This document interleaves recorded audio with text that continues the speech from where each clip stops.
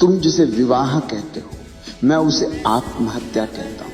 एक जीते जागते व्यक्ति का एक संस्था बन जाना, एक पति बन जाना, एक पत्नी बन जाना, ये जीवन नहीं है, ये जीवन का अभिनय है। क्या तुमने कभी दूल्हे को घोड़ी पर बैठे हुए गौर से देखा है?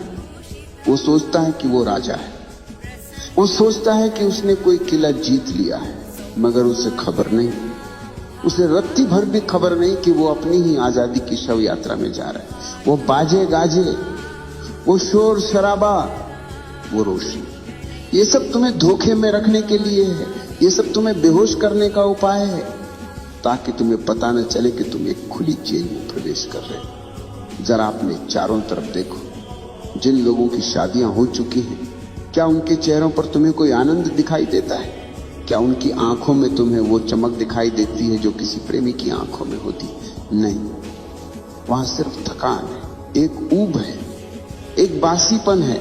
वे एक दूसरे को प्रेम नहीं कर रहे, वे एक दूसरे को ढो रहे हैं, जैसे कोई पुरानी लाश को कंधे पर लाद कर चल रहा हो। और मजे की बात यह है कि वे मुस्कुराने का नाटक भी कर रहे हैं। तुम मुझसे पूछते हो कि शादियां असफल क्यों हो जाती?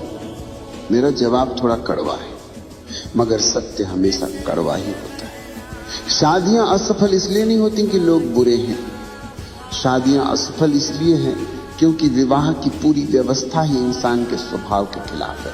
मनुष्य एक बहती हुई नदी है और विवाह एक ठहरा हुआ तालाब। नदी बहती रहे तो साफ रहती, ताजा रहती, रुक जाए तो सड़ जाती है, उसमें कीड़े पड़ जाते हैं, बदबू आने लगती है। आज हर घर से वही बदबू आ रही है, कलह की, संघर्ष की, घुटन की।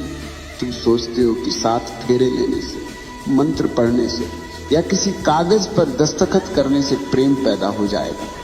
कितने नासमझ हो तुम।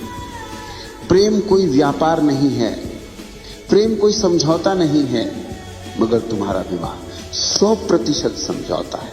तुम प्रेम के कारण विवाह नहीं करते, तुम डर के कारण विवाह करते हो।